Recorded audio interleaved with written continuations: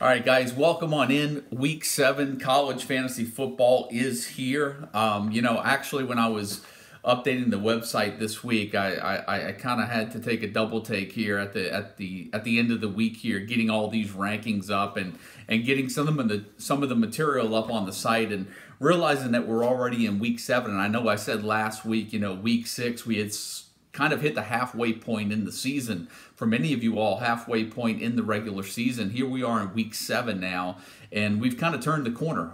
We're headed down the back stretch of the season, second half of the season, and now this is where some of those, if you came out, if you were kind of waiting for conference play to start, had a bunch of those MAC players, Sun Belt players, Conference USA, American Athletic. This is where you're going to sort of make a move this week. The SEC teams playing, some of the better teams playing one another now.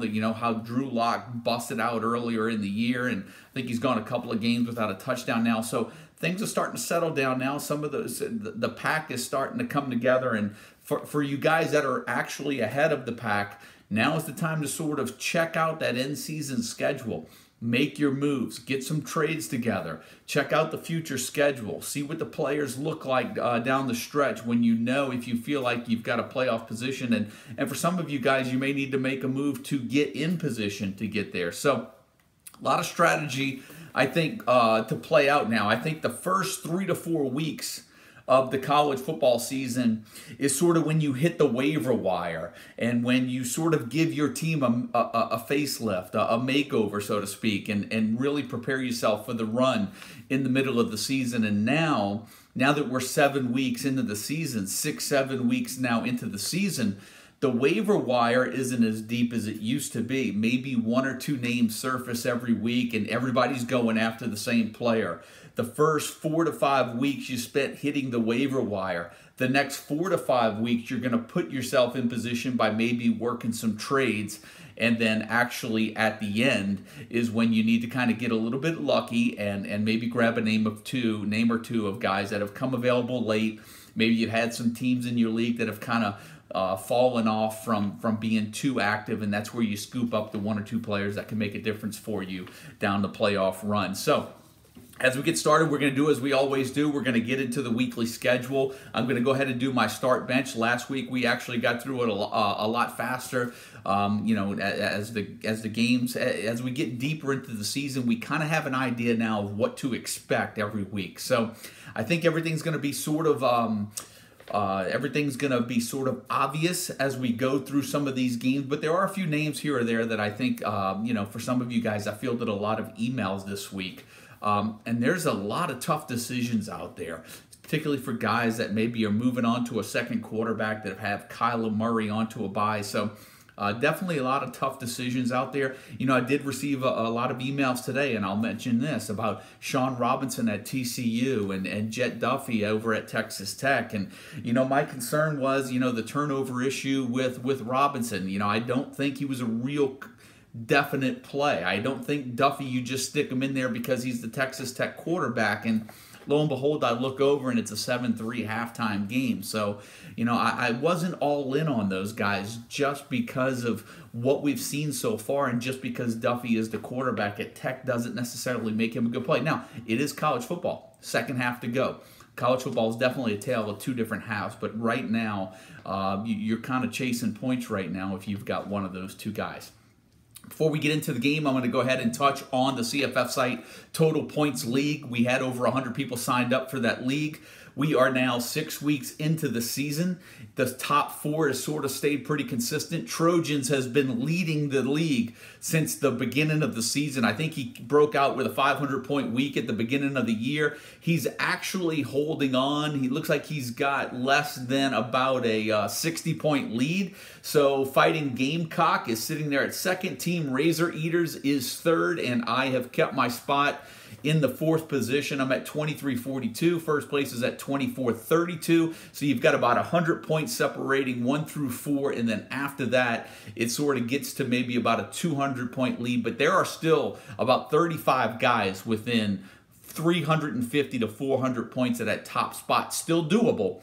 But I think as we get another week or two into the season, you're going to have to be within a couple of weeks. But for those of you that play in and follow it, remember, if you get the high score at any time during the season, you're going to win a prize at the end too. So still build your teams. You're playing for that weekly prize. If you're not in it for the seasonal, try to get the highest score. I think Trojans may have gotten that the first week. I think he hit a 500 on that first week. So he's been leading the pack. So with that being said, guys, let's jump right into the weekly slate. We're going to start with the Friday matchups, and we're going to go South Florida at Tulsa. I think with that matchup, you're looking at Blake Barnett, the quarterback. I do think he's an option. Obviously, Jordan Cronkrite is an obvious option. He's a must-start this week, playing on the road at Tulsa. And at Tulsa, you've got a little bit of a dilemma if you've got Corey Taylor and you've got Shamari Brooks. Shamari Brooks didn't play last week. Corey Taylor did, had a big game. Now it looks like Corey Taylor is banged up with an ankle injury. He may be worse off than Brooks. You may see Brooks this week and Corey Taylor on the sideline. So I think if you've got one of those two guys,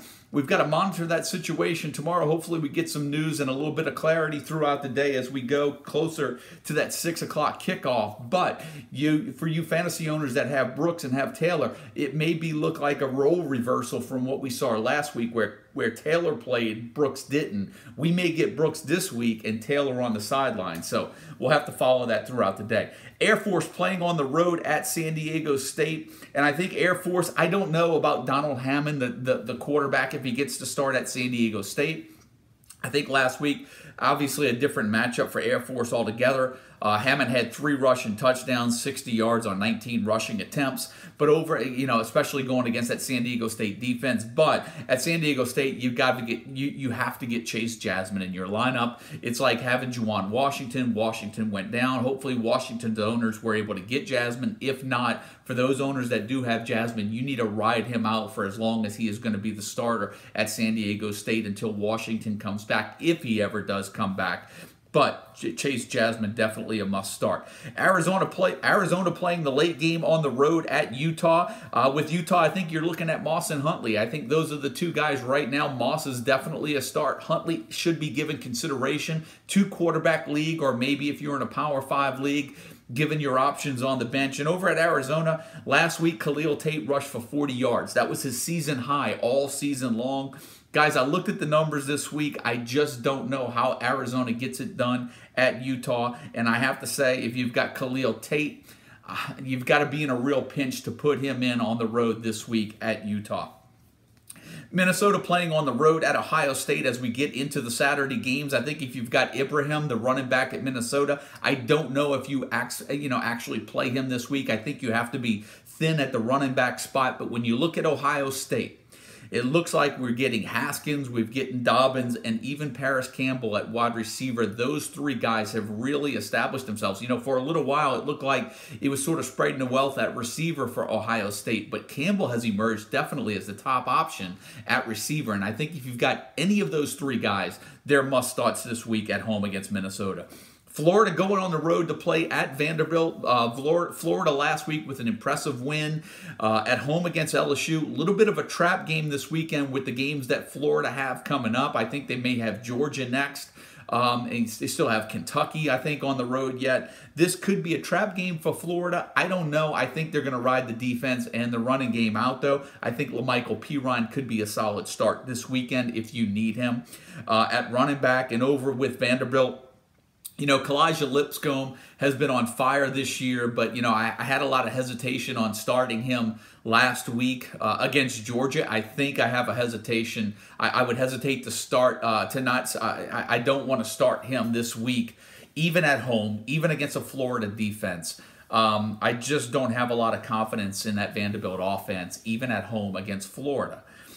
Tennessee playing on the road at Auburn. I think this could be a really good game for Jatarvius Whitlow. Auburn's offense needs to get cranking. I don't know what's wrong with the Auburn offense. Jarrett Stidham hasn't looked great. They're not really, the passing game is just off. They're either, hitting little dump passes out of the backfield behind the line of scrimmage, or they're taking the shots downfield. There's nothing in the intermediate area. And I don't think that's doing Whitlow any favors as well in the running game, but he should be healthy, fully healthy again. I think Auburn gives Whitlow a heavy dose. this weekend, and playing home against a Tennessee team that, when you look at Tennessee, they've played West Virginia, they've played Florida, they've played Georgia. They've lost by 26 points to all three of those teams. Now, all three of those teams are not Auburn, so, I wouldn't expect a 26-point game this weekend, but nothing to fear in the Tennessee defense, and I think Auburn kind of rights the ship this week after getting it handed to them at Mississippi State last weekend, and Whitlow's the guy that you want to get in your lineup. Rutgers on the road playing at Maryland. I think just the big news in this game is that Ty Johnson right now is questionable. And if you're looking for a spot play this weekend, maybe you take a shot with an Anthony McFarland, maybe a Tayon Fleet Davis for Maryland, depending on Ty Johnson's status. That Rutgers run defense is not good at all, but it's sort of roulette. It's a roll of the dice when you throw some of those names out there. Just like tonight's game example with starting Jet Duffy at quarterback, just because it's the system and just because it's set up for success doesn't necessarily mean that that's what it will translate into. So if you go with a McFarland, if you go with a Fleet Davis because Johnson's out, you're still taking a chance.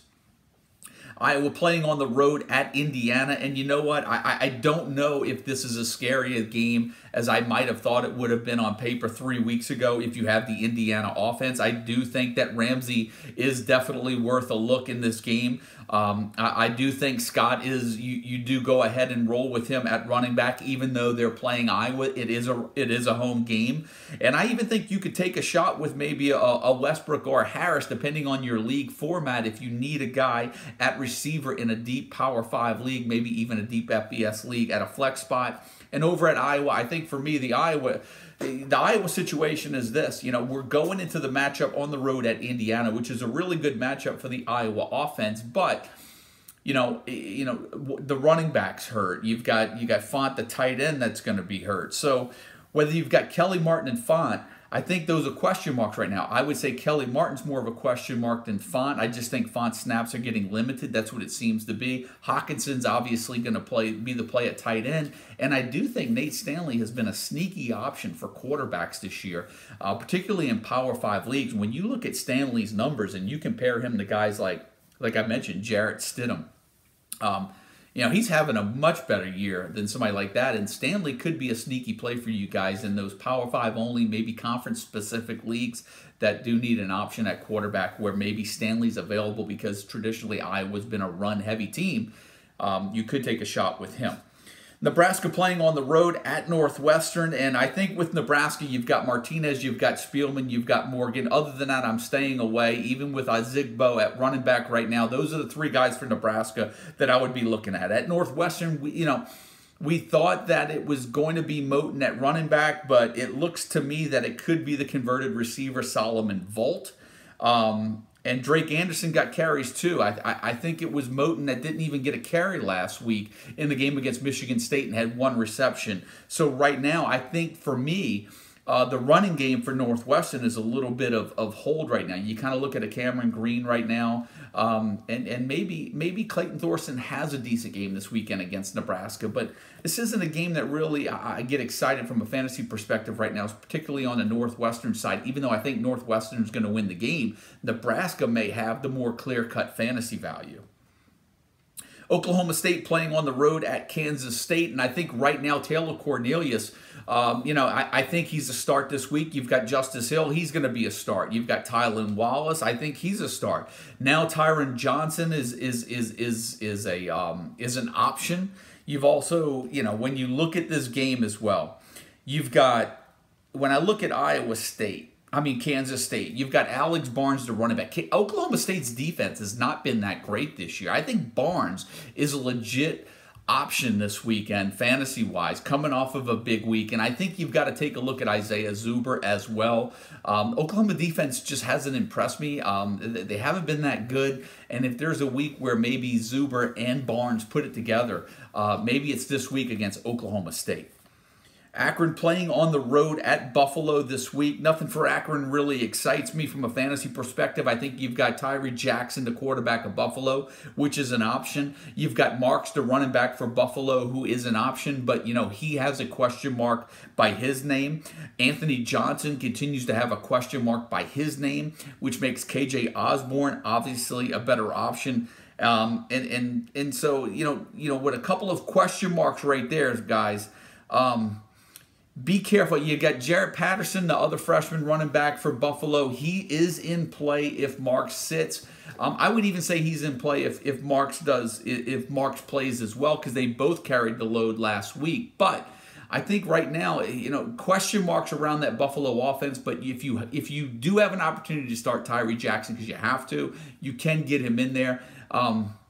Just don't know what to say about Anthony Johnson right now. It's like Johnson is in a position right now with a bunch of players this year where you almost have to see him on the field before you start him in your lineup. And that's how I kind of feel with Anthony Johnson this week. You have to make plans to move on without him this week until he's actually going to play a full 60 minutes.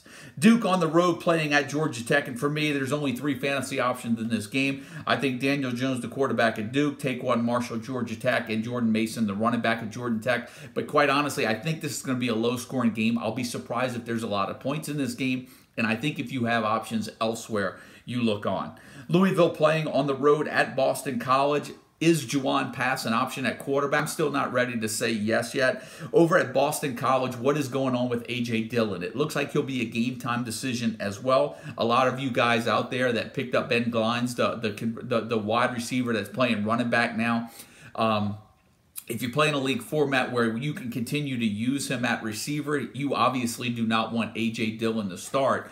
I actually think A.J. Dillon's going to try to give it a go this week. I don't know. I still think if you have Glines and can start him at receiver, you go ahead and stick him in there. He'll still probably get maybe 10 to 12 carries this week if A.J. Dillon does play, because Dillon will probably have his snaps limited. If you have to start Glines at running back, then it becomes more of an iffy proposition. And can you live with 10 to 12 carries if Dillon gets to start? But if Dillon doesn't start, get Glines in your lineup this week. UAB playing on the road at Rice. Obviously, I'm looking at Spencer Brown for UAB. Maybe taking a shot with A.J. Erdely in a full FBS 2 quarterback league. And at Rice, the guy that just stands out to me is Austin Walter, the running back. It looked like it was going to be Emmanuel Supka at the beginning of the year. Austin Walter has just been a complete, has been a golden find at the running back spot for Rice. He's got 24 receptions this year. He's doing it on the ground and in the air. UAB is going to give Rice problems. Their defense should limit Rice's opportunities to score, but Rice being at home, it should be enough for them for Walter to have a good game. And if you need to get him in there at maybe your running back 2-3 flex spot, get him in your lineups this week. Troy playing on the road at Liberty, and obviously with Barker out for Troy, I think that makes B.J. Smith incredibly valuable this week. I think he's scored almost maybe he has scored in every game this year. I threw out some nuggets on him in the exclusive email on Sunday night. And if you want to take a shot with a couple of long shot receivers, maybe a Damian Willis, maybe DeAndre Douglas, the receivers over at Troy could be worth a play. But I think B.J. Smith is the guy you want to get in. Over at Liberty, they are at home, so I do think Calvert, the quarterback, I do think Hickson, the running back, and I do think Gandy Golden at wide receiver are all viable fantasy options if you need to get them in. Southern Miss playing on the road at North Texas, and with North Texas, I've got a couple of points to make with North Texas. I don't think Mason Fine has played as well as I don't think he's been as good as a fantasy quarterback as I thought he was going to be when I watched him play the first 2 or 3 weeks throughout the season. Now, I know he's been a little banged up, and I get that. And I know they've, the running back rotation now that look like they had easily pegged as the starter. He gets hurt. He's lost for the year now. For me, what's interesting is that Rico Bussey has been lights out, the wide receiver 1 for North Texas. The thing that's interesting for me is that Jalen Darden has been a better wide receiver 2 than Jalen Guyton. So I think if Darden's out there on your waiver wire, you've been unhappy with Jalen Guyton, I think you make the swap right now and go ahead and get Darden in there. For Southern Mississippi right now, I think Jack Abraham could be a start this week. Southern Miss will likely have to score some points, and if you have Kez Watkins, the wide receiver, he's a must start this week as well. Playing on the road at Notre Dame, there's nothing really that I like with Pitt. I think Notre Dame's going to limit their opportunities. I think Notre Dame wins this game fairly easily. And I think if you have Book, you have Dexter Williams, you have Miles Boykin, all 3 of those guys are starts this week at home against Pitt. Kent State playing on the road at Miami of Ohio. You've got Kenny Young now in the fold for Miami of Ohio. I think Gus Ragland could be a nice pinch starter this week for you. And I think when you look at the receiver position, it looked like Jack Sorensen may have been the guy that was going to take over for James Gardner when he got hurt. But you know what? Dom Robinson was a name that we had heard a lot of throughout the spring. It looks like he is surfacing now in the absence of Gardner. Maybe Dom Robinson is a guy that you take a flyer on if you're in a pinch as well in a deep FBS league. And while we're talking about taking flyers, when we look at the Kent State offense, there's Mike Kerrigan, for me, was the guy that stood out at the beginning of the year. But the guy that's standing out right now, and you may want to take a look at him, I didn't mention him.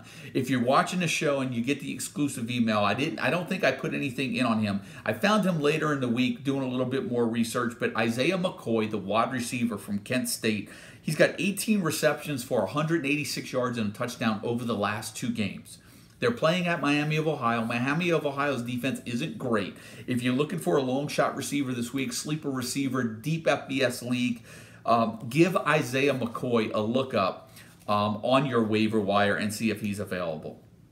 Western Michigan playing on the road at Bowling Green for everybody that owns Andrew Clare. It was nice that he broke out and had a big game last week. I'm just wondering how many people may have sat him because he was injured the week before. Hopefully for you owners of Andrew Clare, you got a big week from him last week. I think if you have Nagy and you have Scott Miller, the receiver, you still have a good opportunity to get them in your lineup this week, and they should produce some points for you. When you look at Western Michigan, you look at that Western Michigan passing game and say, wow, Bowling Green's on the schedule. We've got John Wasik. We've got Reed, the freshman receiver, and we have Dwayne Eskridge, right?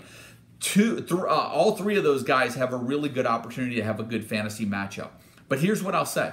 Bowling Green's run defense hasn't been good this year, guys. I can see Western Michigan all of a sudden hitting the ground this weekend. To me, this was a Levante Bellamy, Jamari Bogan matchup made in heaven. I think these guys combined probably for 30-plus carries, and it wouldn't surprise me to see Bellamy have a big run in this game, and he definitely eclipsed the 100-yard mark and score a touchdown. So Levante Bellamy is the call in this matchup for me. Ball State playing on the road at Central Michigan. Central Michigan's one of those teams where I've seen a little bit of them every week. I have not been impressed with them at all. I think Ball State can go into Central Michigan, and I think if you have a James Gilbert, maybe if you have one of the 3 receivers at Ball State, maybe one of these 3 guys has a big game. Now, just like with anything else, it is a little bit of a crapshoot, whether it's Miller, whether it's Hall, whether it's Lacanaria. One of those 3 guys are probably going to come out with a decent game.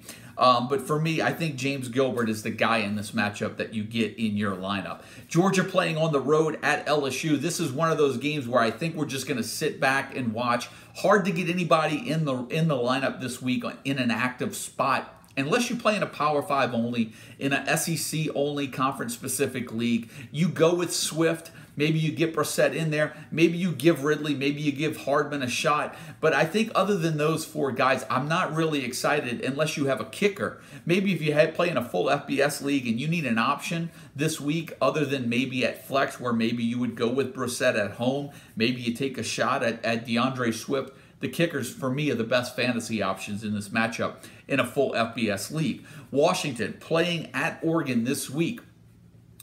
Obviously, tough matchup for Washington on the road. I thought Washington would handle UCLA a little easier than they did last week.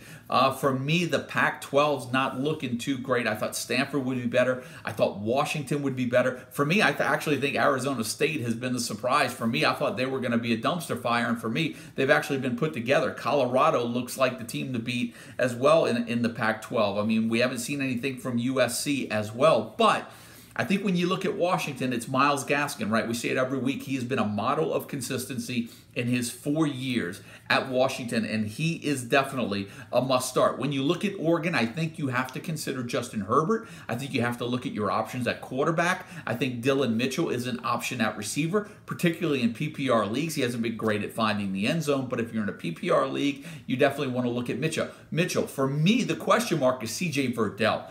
He came out of the matchup 2 weeks ago against Cal with an MCL injury. Seems like he recovered pretty quickly. It didn't look like it was major, but I wonder if there's any limitation to him this week. And while I say that, if they were playing Arizona, if they were playing a team like UCLA, I don't know if I would have any worries, but they are playing against Washington. So Washington's defense hasn't been great, but guys, they're good. So I'm wondering, for me, Verdell is a little bit of a roll of the dice this weekend. And I think Herbert too, because Oregon, I don't see them scoring 40, 50 points this weekend. So I think you would have to get maybe a rushing touchdown from Herbert. Maybe you'd have to hit the 300-yard passing mark, but I don't think you're going to get 4 touchdowns from Justin Herbert this week.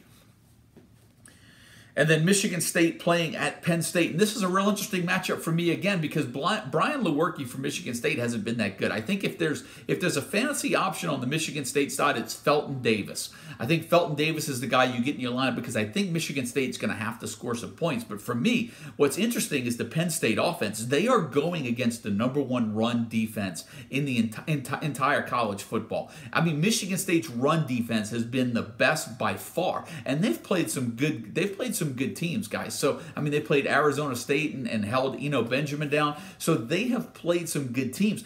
I don't, even though Penn State is at home and I expect Penn State to score points, this is going to be a Trace McSorley game. They need KJ Hamler healthy. They need Juwan Johnson to be involved. I think if you have those two guys and they're sitting on your bench and they don't start every week, this might be an opportunity to get them in because I don't see Penn State doing it on the ground. I don't see Trace McSorley being a factor on the ground. Maybe he gives you a touchdown. Maybe he gives you 2, but he's not going to give you more than 40, 50 yards rushing. I'm going to be really surprised. Michigan State has been great at stopping the run. If Penn State can get 100 yards total on the ground against Michigan State, I don't think it's going to happen. I think it's going to be Trace McSorley in the air. I do think Trace McSorley could be a good start for you, but just don't expect a lot from him on the ground. Baylor playing on the road at Texas. For me, Jalen Hurd and Denzel Mims, even though they're playing at Texas, they are a start. I mean, Hurd is doing a little bit of everything. Obviously, former running back at Tennessee. I think it's Hurd and Mims. Maybe Brewer is an option at quarterback, but I definitely think Sam Ehlinger is an option at quarterback. And I still don't know, for me, the Texas running game still isn't reliable. I'm not really looking at any of those guys and getting them in my lineup, but I am looking at Lil Jordan Humphrey, and I am looking at Colin Johnson, pairing them with Sam Ehlinger, and for me, those are the 3 that you want off the Texas side in your active roster. Central Florida playing on the road at Memphis, and before I get in, let me touch on the fantasy matchups, and then I'll just touch on the matchup in general right here. I think if you have Memphis, I think you have to take a look at White, the quarterback, because I do think Memphis is going to have to throw the ball. UCF hasn't been great against the run this year, and I do think Darrell Henderson is going to have another huge game. Now, it'll be interesting to see what kind of game plan that gets implemented here, because I think if you're Central Florida, you've got Mackenzie Milton, he's in your lineup. If you've got Otis Anderson, how do you keep him out the lineup? Adrian Killens, how do you keep him out? Snelson, Davis, Nixon. I don't know how you keep them out in a matchup that could produce 70, 80 points. But here's the interesting thing for me. This line is like a 4.5-point spread. I look at this and I say to myself, wow, Riley Ferguson has moved on. There's no Anthony Miller. Darrell Henderson has been he's been the best he's been one of the best running backs in college football this year. Man, how is this point spread only a 4.5-point game? Is Memphis going to just run the ball all day at Central Florida? I don't know. To me, that's one of those lines where I look at it and say, man, if I looked at this game on paper, I would think UCF was a shoo-in to cover that 4.5-point spread. But Vegas always knows something we don't know, guys. 4.5-point spread, I'm expecting a huge game from Darrell Henderson, even if Central Florida wins this contest. Texas A&M playing on the road at South Carolina. And I think when you look at Texas A&M, I think you've got Travion Williams that's going to be a must start. Kellen Mond is no longer a must start, but I do think Jay Sternberger, the tight end, is for sure. At South Carolina, I think you're going to get a typical Rico Dowdle game. And when I say typical Rico Dowdle game, 20 carries, 80 yards, and maybe a touchdown. Maybe average 4 yards a carry. He's going to get about 20 touches. Maybe he finds the end zone. They're going to need Brian Edwards. They're going to need Deebo Samuel. Jake Bentley looks like he will get the start. Will he be healthy enough or effective enough to stay in the game? That we need to monitor as well. But here's another one of those SEC games where it's like, oh, I don't really expect a ton of points. You're going to get a little bit more defense, but the usual suspects are in play. Travion Williams, Jay Sternberger at tight end, and then Samuel and Edwards at receiver if you need them, and possibly a long shot with Dowdle at a flex position if you're in a Power 5 league. Ohio playing on the road at Northern Illinois. Be careful. You don't get a lot of injury news from Ohio. Nathan Rourke is questionable with a shoulder injury.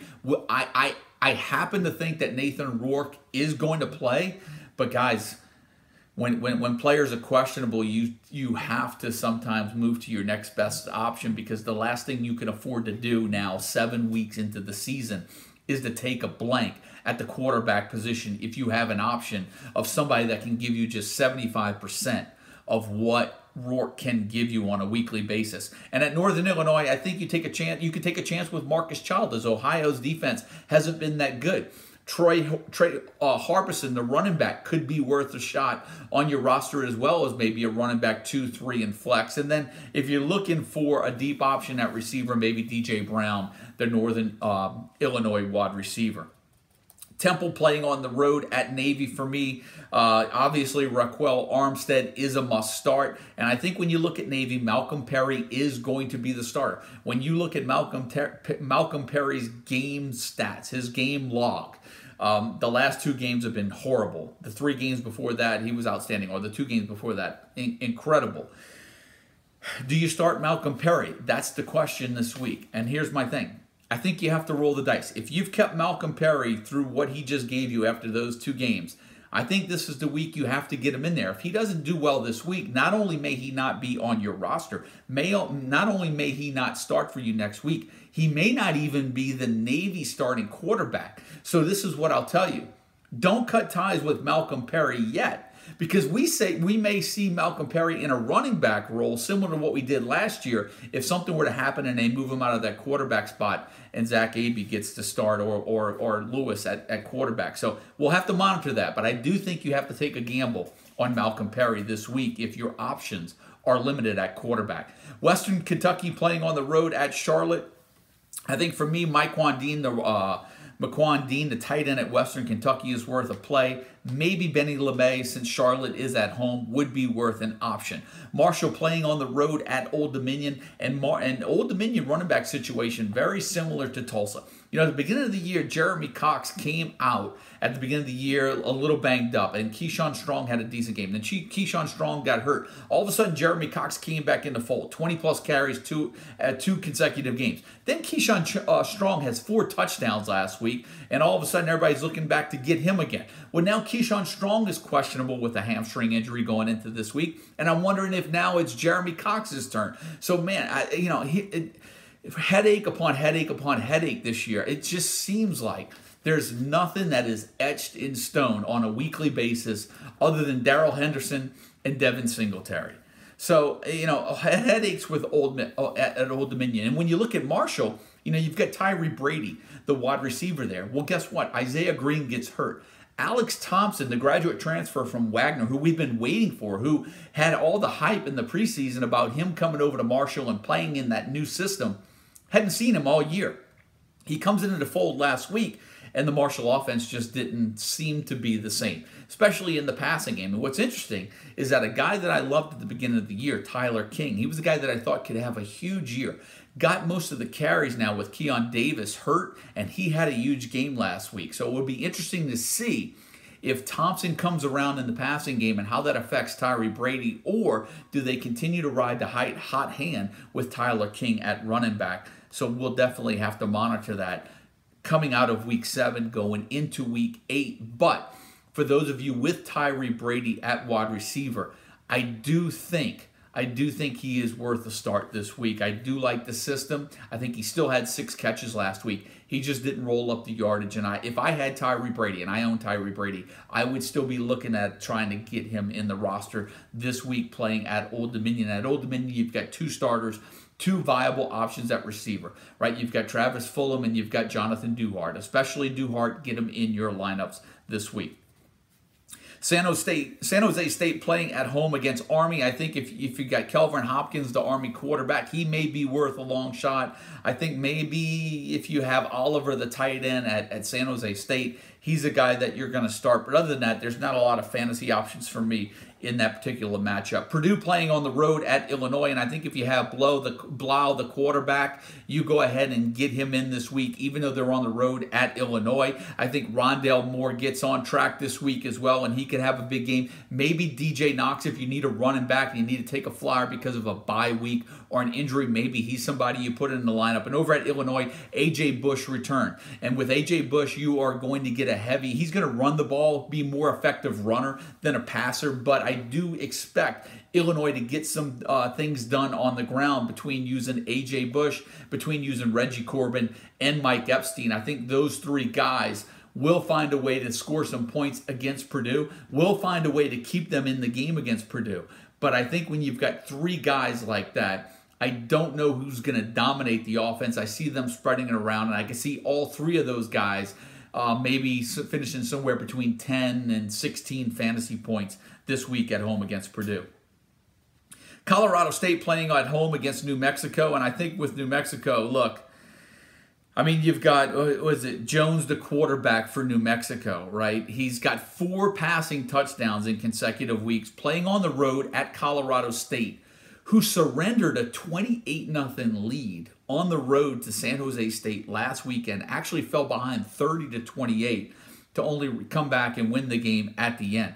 This game is projected to have a ton of points. I think if you have Preston Williams, you go ahead and roll with him. The bye week looked like it gave Colorado State a chance to shore up the running game. Izzy Matthews had a big game last week. Maybe now he's a starting option for you at home against New Mexico. And with New Mexico, you've got Tyrone Owens, the running back as well, that's in the fold. Maybe you could take a shot with a Delaney Hart Johnson. I think he's scored a touchdown in 3 of the last 4 weeks. If you're looking for a sleeper receiver this week as well, he might be a name that you want to pluck off the waiver wire. And another name to keep an eye on as well. Warren Jackson, the starting slot receiver at Colorado State, drew a lot of praise of head coach Bobo during the preseason. Well, it was Preston Williams and Olabisi Johnson that came out as the 2 starting wideouts with Jackson in the slot. Didn't get a lot of looks. Colorado State looks like they used that bye week to change some things around. Looks like they got the running game going a little bit, and Warren Jackson had 2 touchdowns last week, caught 4 passes. Olabisi Johnson only have 2. Let's monitor that situation over at Colorado State this weekend and see if Warren Jackson now is starting to be used a little bit more consistently in that passing game. UNLV playing on the road at Utah State, and as long as Armani Rogers is out, UNLV is not looking that good. It actually killed Lexington Thomas's fantasy value, and I think at Utah State this week playing on the road, Darwin Thompson, Gerald Bright are 2 running backs that you want to look at this week in full FBS leagues, maybe utilizing them in a flex spot. Alabama State playing at South Alabama, the only FBS versus FCS matchup this week. I still don't think South Alabama's defense is going to be a great play this weekend, but I do like Kawan Baker, the wide receiver, and I think it could be a sneaky play if you have a Trey Minter or can find Trey Minter on the waiver wire. If you're stuck at running back and need a sneaky play, maybe he's a guy for you. New Mexico State playing on the road at Louisiana. I told you last week, Louisiana for me was a sneaky play. They had played some really good FBS opponents, SEC teams. They came out last week. I think they beat Texas State pretty good. And I think when you look at Louisiana, you've got Trey Regis, the running back, Jamarcus Bradley, the wide receiver. For me, those are the 2 guys that I'm eyeing in this matchup. Maybe New Mexican State, Christian Gibson, the running back, possibly. But I don't really know. Jason Huntley hasn't gotten it done this year as well. He could be okay, but for me, the 2 options are on the Louisiana side with Regis and Bradley. UL Monroe playing on the road at Coastal Carolina, and I think if you have Marcus Outlaw, the running back at Coastal Carolina, you get him in your lineup this week. I even think Torrance Marable could be an option at a flex position in a full FBS league. And when you look at UL Monroe, I think if you have Marcus Green, you've got to get him in there. When you have Caleb Evans, He's gone 2 games now, I think, without a TD pass. He has to put up something for you this week. I don't think it will be easy at Coastal Carolina, but whenever you've counted Caleb Evans out, he's usually come back. So maybe after 2 bad games, this is the game he jumps back in for you and get him in your lineups this week. But it's still risky. It's still risky. Caleb Evans has not been consistent over the last 2 weeks.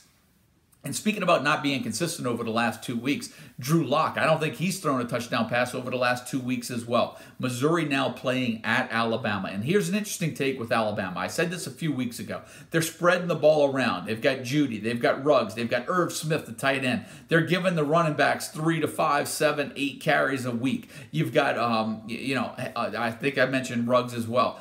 They're just spreading it around. I mean, I don't think Tagovailoa's even played into the 4th quarter yet. But what's interesting is that Alabama's scoring so many points that now opposing players are becoming fantasy options once again. I mean, Trey Regis for Louisiana had over 100 yards and a touchdown against Alabama a couple of weeks ago. Alabama's putting these games, they're scoring 40 points in the first half. They're putting so much distance between them and the other team that Alabama's 2nd and 3rd teamers are playing, and schools like Louisiana are leaving their starters in, and they're getting these garbage yards at the end of the game. Now, it looks like Emmanuel Hall is going to be out again for Missouri, but I don't know if Drew Lock's a horrible play now. I think if you have Albert Okwuegbunam, I don't know, forgive me if I butchered his name, he might be an option this week. Does Missouri get some garbage points? Do they maybe score a first half touchdown, maybe get a garbage touchdown in the second half? I do still have concerns, though. If you have Roundtree, or if you have Crockett at starting running backs, one of those guys could score. One of those guys could even run for 60, 70 yards, but it's the roll of a dice playing at Alabama, and if you have safer options, the last thing you want to be doing as a fantasy owner is looking at your starters and just sitting, watching the screen, hoping for 3rd quarter or 4th quarter garbage touchdowns, because if they can't get it early, boy, it makes for one hell of a watch during the second half of a game. So I don't like being in that position. I don't like chasing points. I like the more favorable matchups. And so even though Alabama has been giving up some points, they're not giving up a ton, but they are giving up garbage points. I just don't like the matchups against Alabama right now. West Virginia playing on the road at Iowa State, and I think with West Virginia, it's the usual suspects, right? It's the receivers and it's the quarterback, Will Grier. A lot of questions coming in for Brock Purdy, the quarterback for Iowa State this weekend. Well, first of all, Montgomery, last I saw, and I never checked it before the show, he was still questionable. But I think Purdy was impressive last weekend. So somebody emailed me, Joe, you watching it? He's putting on a show, and he did. Purdy put on a show. I don't necessarily like to overreact to 1 week players. I don't overreact if they do well 1 week, and I don't like to overreact if they don't fare well, or they play badly, or they play poorly in 1 week. But I have to tell you, Iowa State's a tough place to play, and I do think Purdy looked the part. He passed the eye test. If you're going to take a gamble this week, my gamble is to say get Purdy in, then leave him out. Iowa State's going to have to score points. He looked good. He's a dual threat. I think he had 16, 19 rushing attempts last week, and he looked pretty darn sharp throwing the ball.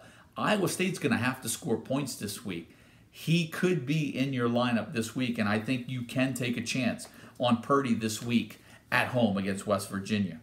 Miami playing on the road at Virginia this week, and you know what? Miami needed a late rally to pull that one out against Florida State last week. Running back situation at Miami, another headache, right? Is it going to be DJ Dallas? Is it going to be Travis Homer? It seems like they alternate every week on who's going to be the leading rusher. Jeff Thomas had caught 1 pass in 3 of the previous 4 games before last week, so it was nice to see him get back on track, and N'Kosi Perry wind up salvaging a nice fantasy performance. Now, confidence building, they go into a game at Virginia. And I think if you have Virginia, you're looking at Bryce Perkins, you're looking at Olamide Zaccheaus, and you're looking at maybe Jordan Ellis. Maybe. Here's the one thing for me. Late rally by Miami saved them last week. Miami's only loss this year has been to LSU, which is a good LSU team. There's something about this matchup at Virginia that makes me say Miami needs to be on upset alert. Don't hold me to it. But something tells me that Mendenhall has something up his sleeve this weekend at home against Miami. This, to me, is a very dangerous game for Miami to play in, and I don't know if I feel comfortable going in with Miami players this week. I'm not saying Bryce Perkins is going to blow it out the water either. I'm hesitant to start Bryce Perkins against that Miami defense, but he's exciting to watch. He's been one heck of a pick for me this year, but if I don't start him this week, I can live with that. He's been solid gold most of the season this year. Houston playing on the road at East Carolina.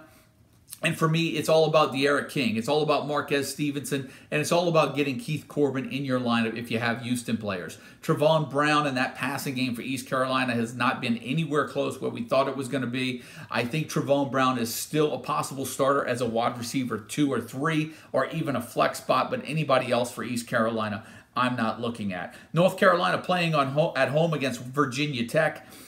Antonio Williams, Anthony Ratliff Williams would be the only 2 guys I would consider for North Carolina. I don't even want to get them in my lineups. I think when you look at Virginia Tech, you've got Damon Hazleton and you've got Stephen Peoples, and those are the 2 players that I'm looking to get in the lineup this week. Louisiana Tech playing at UTSA. Look, Jamar Smith went Jamar Smith on us. 9 of 23 passing last week. Didn't know what to expect. Another running back situation has been a headache. Jacquizz Dancy has been hurt, I think, the last couple of weeks. Israel Tucker gets to start. He got hurt last week. Last I saw, he's going to be probable this week. It's just these injuries are really mounting and causing a lot of headaches for fantasy owners. Teddy Veal did lead the team in receiving last week after Adrian Hardy has been the leading receiver all year long for Louisiana Tech. But like I said, Jamar Smith, 9 of 23. Teddy Veal leading the team in receiving last week wasn't even a fantasy option anyway, but he needs a bounce-back week. Hardy needs a bounce-back week. Could it be this week against UTSA? Possibly. Possibly. If I was to roll the dice with any player from Louisiana Tech this week, I'm taking Adrian Hardy in a bounce-back week. UCLA playing on the road at Cal. UCLA's offense looks like it's turning a corner a little bit. They only lost to 7 points at home to Washington last week. For me, that was a surprise. Joshua Kelly, who had gotten the start week 1, and that running game has struggled for UCLA. In my opinion, UCLA is turning the corner this week, but here's my prediction on UCLA. I actually like Joshua Kelly this week. I actually think UCLA can go to Cal and win this game. If UCLA doesn't win this week or win next week, and I forget who they play, UCLA and Chip Kelly could possibly be staring down the barrel of an 0-12 season. UCLA, in my eyes, has to win one of these next 2 games. And maybe Joshua Kelly is worth a start this week. On the California side, Brandon McElwain has gone over 100 yards 2 consecutive games and has scored, I think, 3 rushing touchdowns in the last 2 weeks. He is definitely an option, fantasy-wise, at quarterback. The only thing is that Brandon McElwain has made Patrick Laird's fantasy stock just come down. So here's what you got to look at, and here's what you have to consider as we go into the second half of the season. A lot of trade scenarios, guys bouncing trades off of me left and right. There's 2 Pac-12 running backs that I'll talk about right now. Patrick Laird is one of them. If Brandon McElwain remains the starting quarterback at Cal, Patrick Laird will not put up numbers that he put up last year. Maybe you package Patrick Laird in some type of a deal and take a gamble to try to get a Bryce Love who has been banged up, and maybe take a gamble that Bryce Love, if you look at the last 3 games of the Stanford schedule, you only need Bryce Love for those 3 games. I think they have Oregon State, Cal, and I forget who. There's 3 games that I think are very, very good matchups for Bryce Love.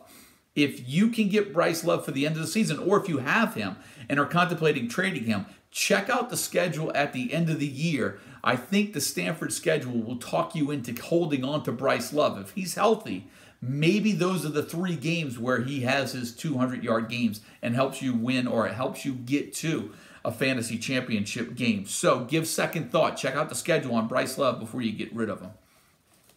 Wisconsin playing at home against Michigan. I think for me, There are 4 options, legitimate options in this game. The 2 running backs and the 2 tight ends. You've got Gentry, you've got Ferguson, you've got Taylor, and you've got Higdon. It's going to be one of those smash mouth games. That's the way that I see it. I actually think the spread is kind of crazy, 7.5 point spread. I don't know if either one of these teams can run away from one another. I get why Michigan's the favorite. They're at home. But for me, this is going to be a very, very, very similarly played game. And I wouldn't be surprised if this game is close throughout. The only thing is that there are some rosters out there with Jonathan Taylor and Karan Higdon. For me, I can see both of those guys actually running for 100 yards, but the scoring for me is going to be down in this matchup. Unless I'm completely reversing the jinx for somebody in their favor. I don't see where Taylor or Higdon are going to get 2 or 3 touchdowns in this game. I think both of these teams will be lucky to score more than 2 touchdowns apiece. Ole Miss playing on the road at Arkansas, and I wouldn't be surprised if these teams score 4 touchdowns apiece, because this is a complete opposite of the matchup we just talked about. If you have Ole Miss and you've got Scotty Phillips, Jordan Ta'amu, DK Metcalf, DeMarcus Lodge, A.J. Brown, I think you start them all. And over on Arkansas side, I think you can roll with Ty Storey as well. I think you could even take a chance with Rakeem Boyd, the running back, if Devois Whaley's going to be out.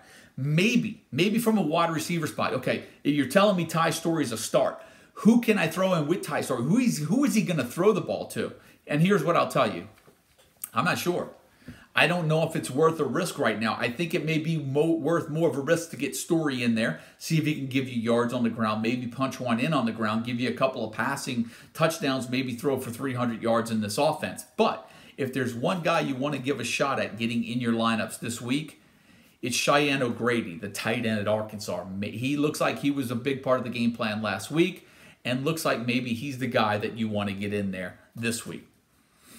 Florida International playing at home against Middle Tennessee. It looks like Tavares Thomas is going to be the running back to have for Middle Tennessee. And I think if you've got, look, wide receiver spot, Patrick Smith, Ty Lee led the team in receiving last week. I still don't think Ty Lee has scored. I just don't know if that Middle Tennessee State passing game is going to give you anything consistent enough on the road. Maybe if you have Patrick Smith, you get him in there. At Florida International, there's only 2 players 3 maybe I would consider. At the wide receiver, C.J. Wharton, maybe he's worth a play against Middle Tennessee. Maybe you take a stab at Napoleon Maxwell, the running back. Maybe Shandarius Phillips, the running back. But for me, this is just one of those games where I don't feel confident enough in any players, even though the matchup suggests you try to get somebody in there.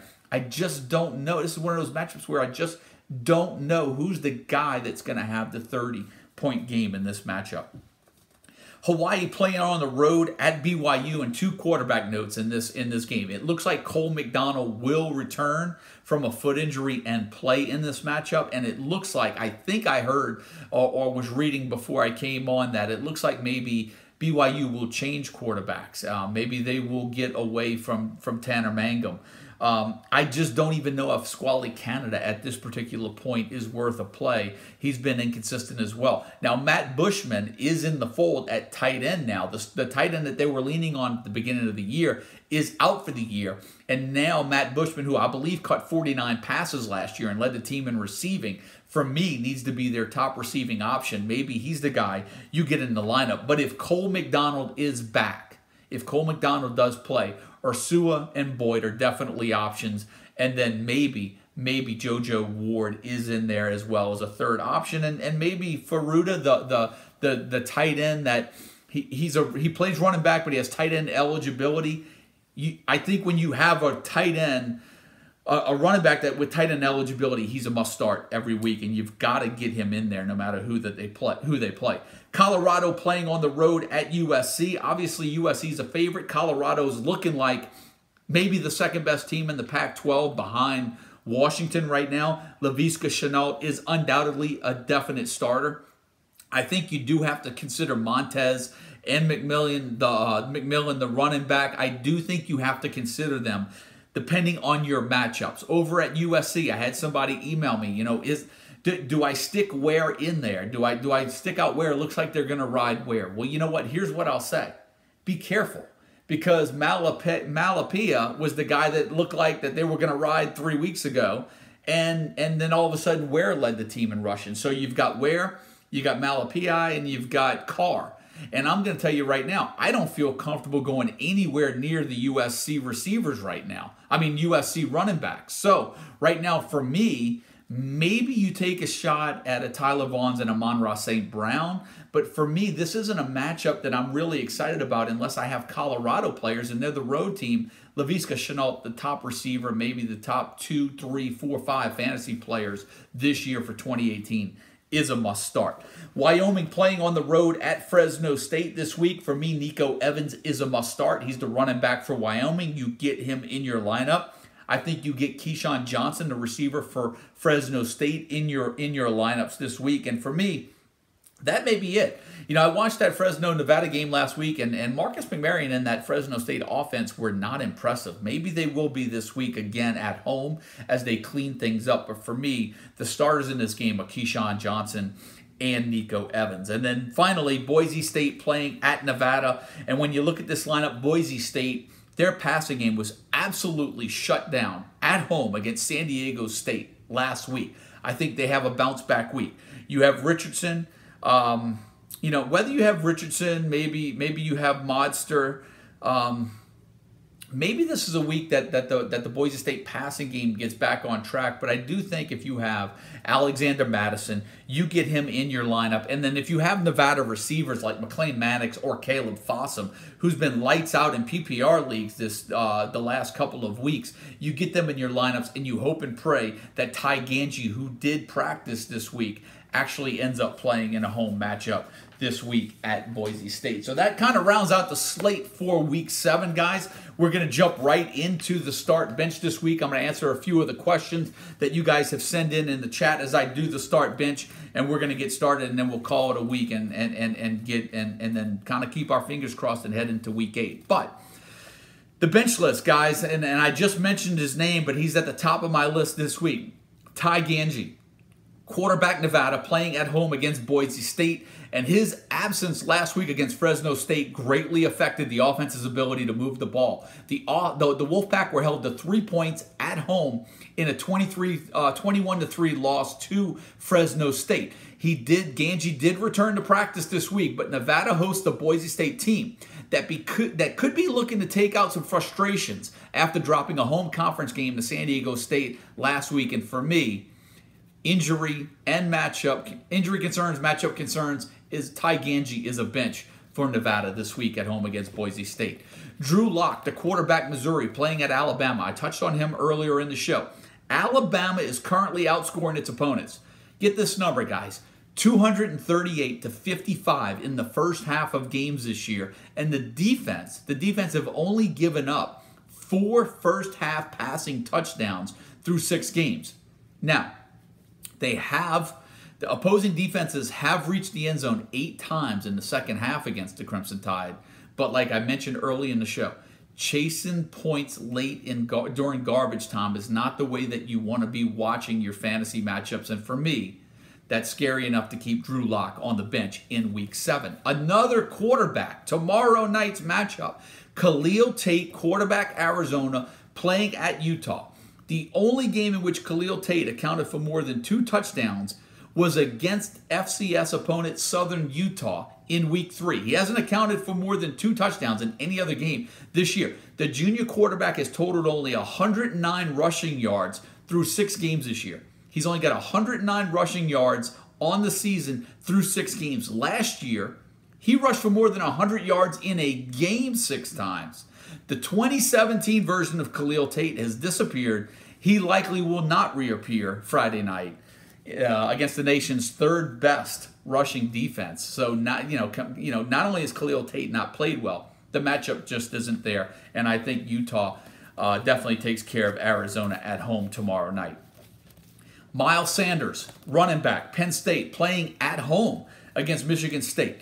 The Nittany Lions may be a 2-touchdown favorite at home against the Spartans, but don't expect Penn State to do much on the ground, guys. Michigan State, as I mentioned earlier in the show, the number 1 rated run defense in the nation. It isn't even close. They're only allowing 33 yards per game on the ground. They're not even allowing 1.5 yards per rushing attempt.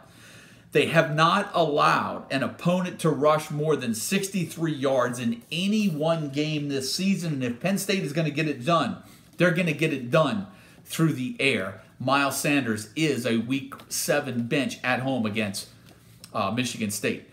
Kalijah Lipscomb, wide receiver Vanderbilt, playing at home against Florida. And this could be a trap game for Florida, but I don't like the matchup for Lipscomb. You know, he earned a spot in our Week 4 start list, but he finds himself on our Week 7 bench list. The junior receiver only caught 2 passes last week in a matchup at Georgia, and things are not going to get much easier this week at home against Florida. Lipscomb is averaging 7.5 receptions per game. But listen to this stat, guys. The Florida Gators as a team, their defense, they're only allowing 13 completions per game. And for me, that pass defense is too strong for Vanderbilt, and I think Kalijah Lipscomb is a Week 7 bench this week at home against Florida. Now, let's get into the start, guys. And I'm looking around and seeing which of the 5 players I want to go with. I've actually been hitting these pretty good every week on the start list. So I'll start with the one guy that maybe I fielded the most questions on this week. Malcolm Perry, quarterback Navy at home against Temple. And I think for me, of all the 5 players, this is the riskiest one. He's only totaled 114 yards of offense over the last 2 games after he totaled 603 yards of offense over the first 3 weeks of the 2018 season. His recent struggles make him a slight risk this week against Temple, but his ceiling's too high to ignore, guys, in that midshipman option attack, and I think Malcolm Perry at home is a start this week against Temple. Trey Regis, the running back of Louisiana, another home matchup for a player on the start list, playing at home against New Mexico State. Regis has rushed for at least 100 yards and a touchdown in 4 or 5 games this season, and that even includes a matchup at Alabama where he did it. This Saturday, he'll face one of the 10 worst rushing defense in the FBS. He plays against New Mexico State. The Aggies are allowing 243 yards per game on the ground, and they've allowed 19 rushing touchdowns, which I think there are only 5 other teams in the FBS that have given up more rushing touchdowns than New Mexico State. And for me, that's a recipe to get Trey Regis in your lineup this week at home against New Mexico State. B.J. Smith, running back Troy, playing at Liberty. Troy's B.J. Smith has not carried the ball. He has not carried the ball more than 17 times in any game this season, but he has scored at least 2 touchdowns in 3 of the last 4 games and has topped the 100-yard rushing mark in the last 2. This weekend, the Trojans travel to Liberty, face the nation's 5th worst run defense. Liberty's given up 261 rushing yards per game on the ground. B.J. Smith in your lineup this week. Levante Bellamy, running back Western Michigan, playing on the road at Bowling Green. Halfway through the 2018 season, guys, Western Michigan running back Levante Bellamy is on pace for 1,000 yards and a 10-touchdown season. If he is to reach both of those marks by the end of the year, he's going to likely need a big game this weekend at Bowling Green. No defense, check this out, guys. No defense in the FBS have given up more rushing yards per game than Bowling Green, 332 yards per game on the ground, and no defense in the FBS have given up more rushing touchdowns than Bowling Green. They've given up 27 rushing touchdowns this week. And I mentioned early in the show, Bellamy Bogan, big week for them this week, but I think bigger week for Levante Bellamy. And then the final player on the start list this week, we'll go with a wide receiver, Kawan Baker, wide receiver, South Alabama, playing at home against FCS Alabama State. South Alabama receiver Kawan Baker has scored 8 touchdowns this season. He's averaging a touchdown every 6.5 touches. He has at least 5 receptions in 5 of 6 games and has rushed for at least 49 yards in each of the Jaguars' last 3 games. After 3 consecutive road games at Memphis, at Appalachian State, and Georgia Southern, which were all tough games, Baker could potentially explode in a home matchup against an FCS opponent this week. And for me, Kawan Baker is the must start at wide receiver. So let me get to some of you guys. For those hopping on, thanks for tuning in, guys. Thanks for coming on in again this week. Another look, the season is now getting to the point where it's flying by now. The middle of the season is actually here. So thank everyone. I thank everyone for coming in. And let me get to some of these questions. It looks like we only have a few on here. Paris Campbell or Olamide Zaccheaus this week. And I tell you right now, Zaccheaus is a guy. I love Zaccheaus in the preseason. And I love Bryce Perkins in the preseason. They were in the preseason fantasy guide. I've been touting them all season long. But Paris Campbell has been really consistent of late. And I have to tell you, Robert, if those were my two guys, for as much as I like Zaccheaus, I'd really take a shot at Campbell this week against Minnesota. Seth Green, who is tight end eligible, or Josh Oliver at tight end, and if both play. David Montgomery or Raquel Armstead. You know, if both play, I still have to go Armstead against Navy. Navy's defense hasn't been that good, and I just think he's the safer play. If David Montgomery plays, who's to say he's even 100% healthy? I think you have to have that mindset when you've got two players that could potentially give you 100 yards and 2 touchdowns. But for me, I have to go, for all things considered equal, I'd rather take the guy with a little lower ceiling that I know is healthy than a guy that's going to be a question mark on game day. And I think when you look at Seth Green, tight end, they're playing Ohio State. Just how many points are Minnesota going to score against Ohio State? Maybe I take a shot with Josh Oliver, San Jose State, playing against Army. Now, Army is projected, I think they're a 17-point favorite on the road at San Jose State, but Army traveling all the way across to the West Coast, playing San Jose State. They're going to throw the ball. They're going to have to throw the ball to keep up with a very good Army team, and maybe Josh Oliver is the play for you right there, because I don't know if Seth Green is going to be able to punch more than one in the end zone for you, and he's not going to give you a ton in the passing game. So that's it, guys. Say, look, thanks for the compliments. I really appreciate it. Thanks for everybody coming on in. We're doing better on time. We're slightly over an hour, guys, so I don't want to belabor the point. Thanks, everybody, for coming in. Thanks to everyone that support the site. One thing that I'll mention before you hop off here, one thing that I'm going to mention, go on to the site, and at the bottom of some of the articles that get published, there is a box that you can check and sign up for email alerts. So every time the website posts an article, you will get an email alert. There's some of you guys that don't know that. It's a suggestion that I've made that a lot of folks, a lot of you all have found handy. Go into one of the posts on the site, go down to the bottom. There's a box you can check to get an email alert when we post something new on the site. So when rankings hit the site, you get the email as soon as it gets posted. When we post the start bench article up, you get it. When we post the waiver wire article, you get it as soon as it hits the site. Check that out, guys. Anyway, good luck to everybody. Have a good weekend, guys, and we'll talk next week.